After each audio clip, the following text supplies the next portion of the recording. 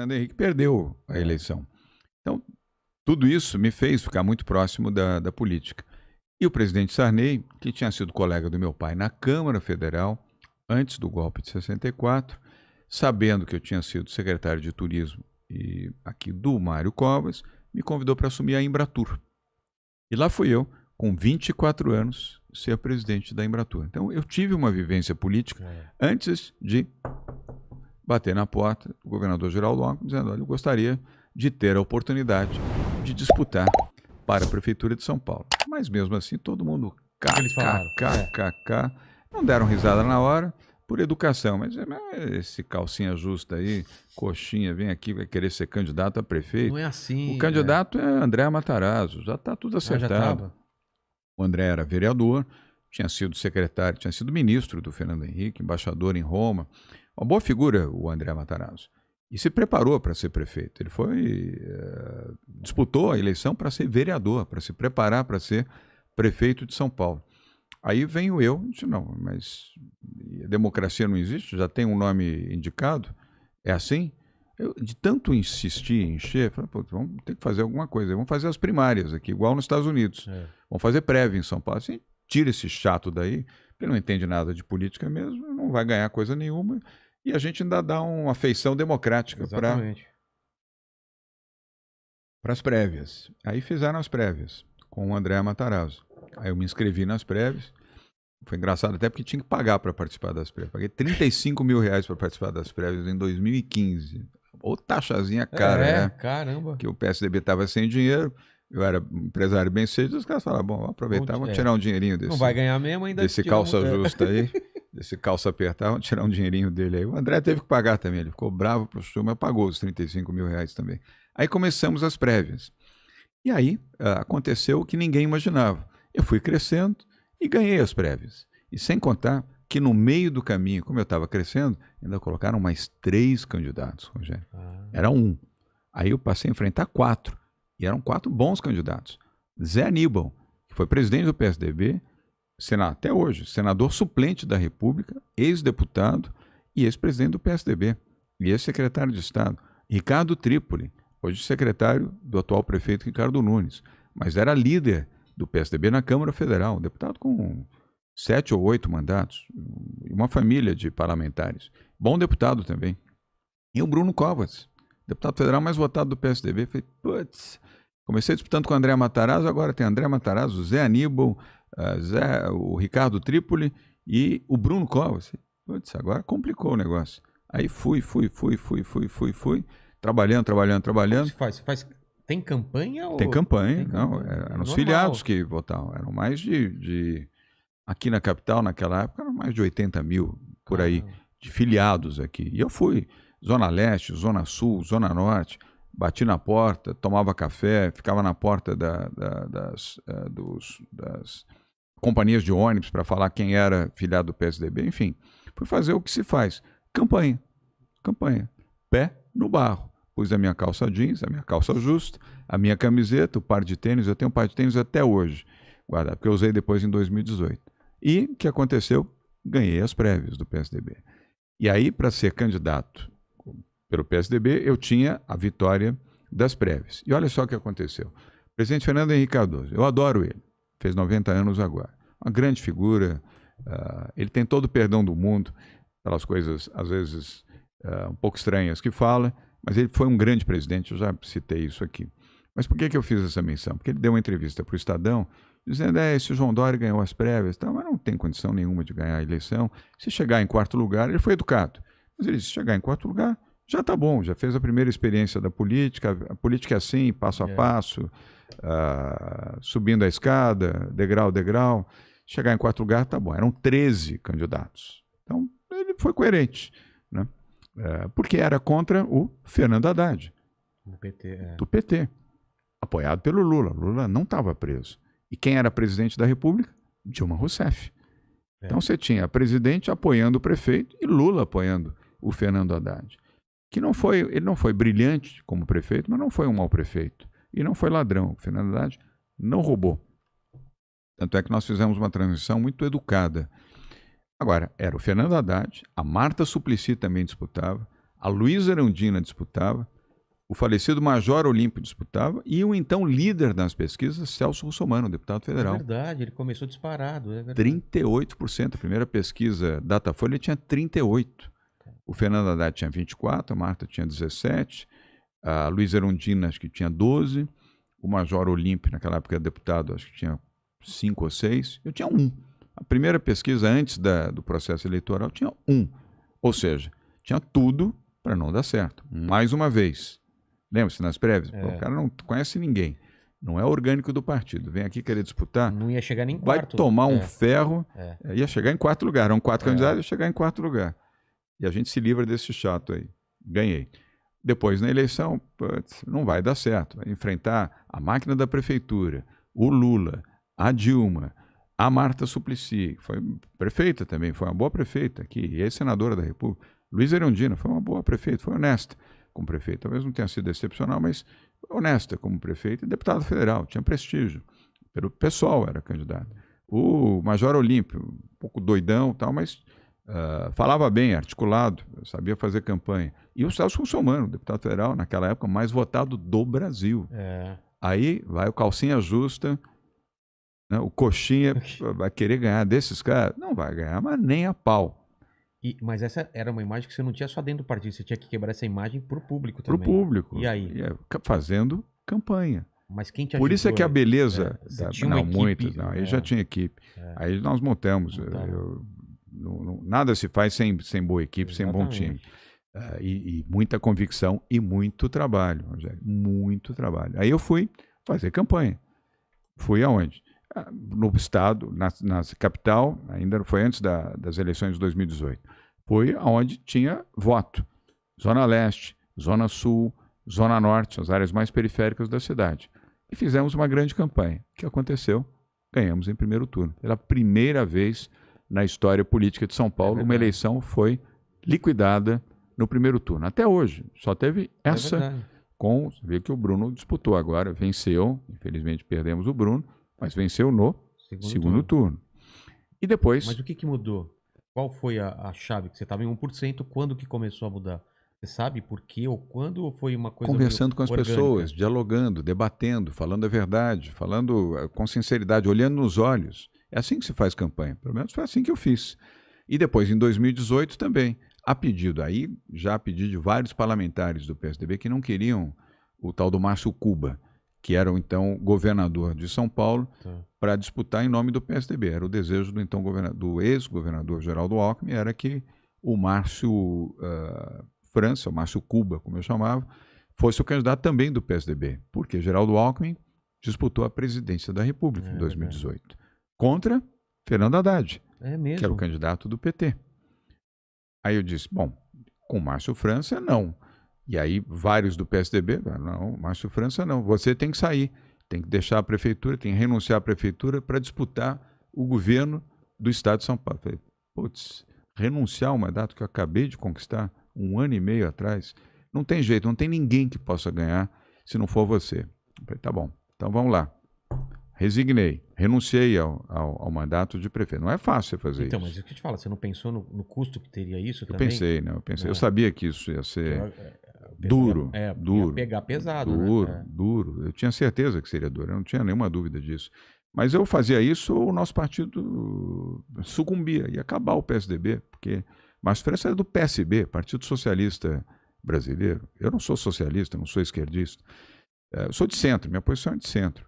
Bom, aí então tomei essa decisão. Fui o único prefeito. Mas essa é uma dúvida. O PSDB, ele se posiciona como esquerda ou direita? Porque eu lembro do começo do PSDB, era centro-esquerda.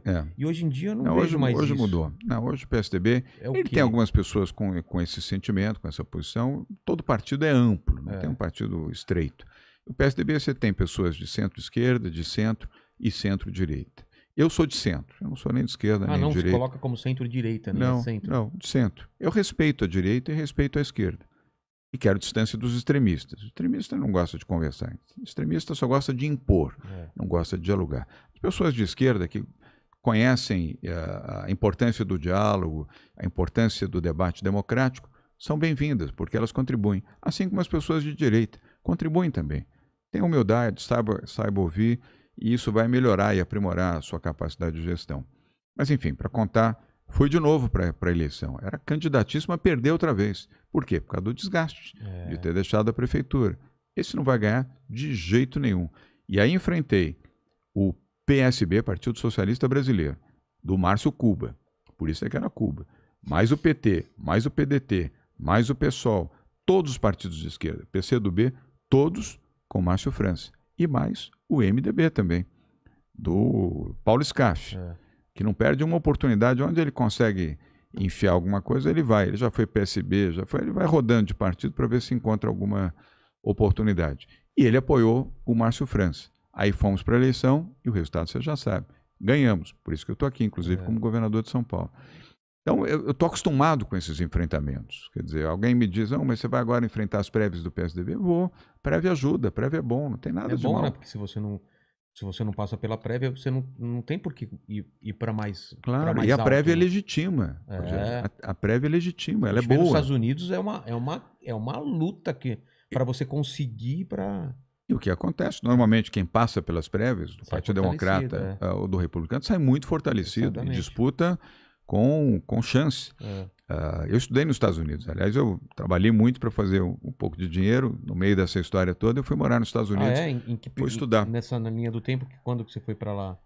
Antes de começar na política. Tá. Antes de começar na política. Foi estudar o que lá? Eu fui estudar na Georgetown, na Universidade Católica de Georgetown, em Washington, D.C., a capital americana. Eu tinha muita estima, muita admiração pelo povo americano, tenho ainda. Não por esse maluco desse Donald Trump, mas pela democracia, pelos valores da democracia americana, economia liberal, etc. Mas, de certa forma, a eleição do Trump trouxe uma possibilidade, acho que, da galera de pensar, pô, o Trump também é um cara meio outsider, né, da política, e eu acho que viu em você também um cara, claro, não estou falando nenhuma comparação fora essa, mas um empresário, um cara do negócio que talvez né? Sim. Não, talvez sim. O Trump tinha essa imagem, mas só ninguém imaginava que seria o que foi, infelizmente. Aliás, ele foi negacionista, depois ele mudou. Lembra-se? No início ele não queria vacina e tal. Falava igualzinho o Bolsonaro. Aliás, o Bolsonaro elegeu ele para ser ídolo. Exatamente. Eu não vejo o problema de uma pessoa errar. O problema era continuar no erro. Ele se ligou rapidinho que... Perfeito. Sua colocação está perfeita. Errar, todos nós podemos. O que você não pode é continuamente errar. Exatamente. Aí é, primeiro, falta de humildade e, desculpa a expressão, burrice. Eu ia falar isso. Ou errar é burrice 2, 3 vezes, você está assinando o atestado de burrice. Então, por que esse ensinamento do enfrentamento, de buscar as coisas difíceis? Porque a vida ensina a gente assim, Rogério. Porque você tinha sucesso. Eu fui pobre, tive dificuldade, não tinha luz na minha casa, luz de velas, não comia carne. Eu fiquei quase 2 anos sem comer carne em casa, porque não tinha dinheiro para comprar carne. Fui estudar em escola pública, fui ralar para conseguir um emprego de boy, ajudei minha mãe, protegi minha mãe enquanto pude. Perdi minha mãe muito cedo, uma tristeza para mim. Quantos anos? Protegi, eu tinha 14 anos. Eu ganhei um emprego com 13, lembra-se? Um ano depois eu perdi minha mãe. Então fiz tudo para minha mãe e perdi minha mãe. E ela não viu nada disso, E tive que ajudar meu irmão, o Raul, que era meu irmão menor. Eu tenho um amor enorme por ele. Ele faz o quê? Meu irmão querido, ele é publicitário. Também, como eu. Todos nós. Depois, no segundo casamento do meu pai, nós tivemos mais o Rafael e o Marcelo, que também são publicitários. Né? São maravilhosos. Meus irmãos queridos, embora filhos de uma outra mãe, não da minha mãe, mas eu tenho carinho, amor, estima por eles, como tenho pelo Raul, meu irmão. Então, a vida me ensinou a fazer os enfrentamentos, a lutar. E é isso que eu vou fazer também. E lutar para que nós tenhamos a melhor via. Primeiro, vencer as prévias, com humildade, respeitando os candidatos do PSDB, o Tasso Gereissati, o Eduardo Leite e o Arthur Virgílio. São os 3 candidatos. O Arthur lá do Amazonas. Do Amazonas, o Tasso do Ceará e o Eduardo do Rio Grande do Sul. Então, são todos ótimos candidatos. São pessoas de boa formação. O mais jovem, que é o Eduardo, o mais velho, que é o Tasso, o ali numa linha um pouquinho mais velha também, que é o Arthur Virgílio, mas todas boas pessoas. Vou tratá-los com muito respeito durante essa campanha, até 21 de novembro, que será as prévias do PSDB. Mas vou lutar muito. Vai ser pouco tempo, hein? Pouco tempo. Mas vou lutar muito, porque... Um pouco mais de um ano, né? Não, um ano, né? Não, menos. Menos de um ano? Menos. Porque a eleição nós estamos em julho. Você tem julho, agosto, setembro, outubro e novembro. Novembro Não, Deste ano são as prévias. Não, eu tô E aí, falando- outubro do ano que vem, você tem as eu tô falando eleições. de novembro para outubro, é pouco tempo para a campanha. Mas é suficiente, é um ano. É suficiente. Principalmente valorizado pelas prévias. Lembra que eu te falei? Prévia Sim. soma, agrega. Prévia não divide. Mas quando você tava lá pensando em ser prefeito, você já falava um dia, pô, quem sabe? Presidente ou não? Não, eu não É? tinha, não. Eu sempre pensei naquilo que fosse possível dentro de etapas. Não Era adianta você muito- imaginar que você vai sair voando Não sou nem daqui. prefeito, já tô pensando em ser presidente. Seja modesto. É. Construa com vigor, tenha os seus sonhos, mas tenha os pés no chão. A vida me ensinou isso. Por que eu me tornei um empresário bem-sucedido? Porque eu tinha os pés no chão. Eu não estava lá com 13 anos trabalhando como boy, dizendo, puta, eu vou ser rico, vou ser bem-sucedido. Eu disse, eu vou trabalhar para melhorar a minha vida. Crescer E vou- aqui dentro, depois vou para... E foi o que eu fiz. Passo a passo, maneira até relativamente acelerada, mas passo a passo. Você não pode perder a consciência dos passos que você tem que tomar. Senão você, além de perder a consciência, perde a humildade e perde. E se torna um derrotado e não um vitorioso. O que sonha só se torna vitorioso quando ele executa bem o seu sonho. Então, para isso, você precisa ter passo a passo e valorizar as pessoas, valorizar o sentimento das pessoas, trabalhar por elas, ter uma visão que possa ser compartilhável, não um sonho pessoal acima de tudo e de todos. Ter respeito pelas pessoas. Então, eu quero um Brasil melhor. E eu estou muito triste, Rogério, porque eu vejo os jovens não querem mais o Brasil. Jovens que se formaram, que fizeram academia, seja, academia que eu digo é estudo, se formaram aqui, ou em escola privada ou em escola pública, não querem mais ficar no Brasil, estão desiludidos. A Folha de São Paulo deu há pouco tempo uma pesquisa desoladora, mais de 70%, 75% dos jovens consultados não querem ficar no Brasil, querem ir embora daqui, porque não acreditam mais no Brasil. Olha que tristeza. Eu quero um Brasil grande, eu quero um Brasil feliz, eu quero um Brasil de esperança. Eu quero que os jovens tenham oportunidade, que se sintam felizes, Rogério, de estarem aqui, de ter oportunidade para serem microempreendedores, para serem donos dos seus negócios, para terem orgulho do Brasil. Hoje ninguém tem orgulho do Brasil. Falei para você, o Brasil é um pária. Ninguém quer o Brasil, os brasileiros são desprezados, são menosprezados. Nós vamos mudar isso. Vamos fazer um Brasil grande, pensando grande, criando oportunidades, mostrando os valores que o Brasil tem, as pessoas têm, os jovens, homens, mulheres, negros, índios, quilombolas. Não há discriminação, nem pode haver. Nem de opção sexual. Todos têm que ter oportunidade. Claro, claro. Agora, fazer um país grande, pensar grande. Não pensar medíocremente, a gente está parado em umas questões tão bobas, né? O Brasil está andando para trás. Exatamente. Na educação, na proteção ambiental, nos valores da cultura, na saúde, tudo. O Brasil andou para trás em tudo. Nós temos tudo para andar para frente. O povo brasileiro é bom de natureza. Claro. É criativo, tem sentimento, tem musicalidade, tem fatores que tornam o brasileiro muito especial. Mas você precisa dar oportunidade. Você precisa dar o bom exemplo. Isso eu aprendi com meu pai. Meu pai dizia, o bom líder não é aquele que tem dinheiro, não é aquele que tem poder, não é aquele que tem a força, é aquele que dá o exemplo. Porque o exemplo faz com que as pessoas sigam você. Claro. O exemplo promove, estimula, gera confiança. Não é a força. Não é dizer que vai bater, não é a arma em punho, não é a arma no coldre, não é o dinheiro, não é o poder, nem financeiro, nem um poder político. É o exemplo. Eu anteontem ganhei do padre Júlio Lancelotti uma imagem, fiquei até emocionado de lembrar, uma imagem santa. E eu gosto do padre Júlio, eu conheci quando prefeito da cidade de São Paulo, da irmã Dulce, que foi amiga do meu pai. Já te falei, meu pai foi baiano, nasceu na Bahia, ele conheceu a irmã Dulce, ajudou a irmã Dulce no que pôde ajudar. Hoje ela é santa, é a Santa Dulce. E ele me deu essa imagem, que está lá no meu escritório, eu coloquei segunda-feira, ele me deu no fim de semana, quando eu fui levar com a Bia, minha mulher, cobertores para as pessoas em situação de rua. Lá na paróquia, onde essas pessoas são atendidas pelo Padre Júlio, e depois na rua também. Aliás, convidei inclusive o prefeito Ricardo Nunes, que foi comigo, e a esposa dele também. Ele foi muito bacana de ter aceito esse convite. Nós vamos dar cobertor para as pessoas em situação de rua. É a pobreza extrema, não tem onde viver, não tem teto. E aí ele me deu essa imagem da irmã Dulce E ele me disse, além de fazer o sinal da cruz, ele me disse: João, você é um predestinado. E um predestinado porque você luta pelos mais pobres. Você entende o valor social de estar aqui. Você podia estar na sua casa, podia estar com a sua família, você podia estar nadando, podia estar assistindo filme. Você está aqui entregando cobertores para essa gente humilde, essa gente pobre. Como você já fez quando era prefeito de São Paulo. Eu disse: Padre Júlio, muito obrigado. Vou levar essa imagem da Santa Dulce, vou deixar na antessala, na minha sala, para poder olhar todas as vezes que eu chegar ao escritório, lá no palácio, para olhar e fazer um agradecimento para a Irmã Dulce. E por que a Irmã Dulce, hoje Santa Dulce, se tornou santa? Pelo exemplo. Ela não era forte, ela era fraca. Era uma senhora pequenininha, baixinha, 1,60 m, que ajudava os pobres, os miseráveis da Bahia, lá dos Alagados, uma região paupérrima de Salvador, onde tinha as pessoas leprosas, onde tinha as pessoas doentes. Ela não se incomodava com isso. Naquela época não tinha luva cirúrgica, não tinha nada. Ela ia lá para ajudar. E ela moveu pessoas pelo exemplo, pela atitude dela. Não era pela força, não era pelo dinheiro, não era pelo poder. Você entende a diferença? Claro. Eu não sou santo, nem quero me comparar a nenhuma santa, mas o exemplo move. O exemplo inspira.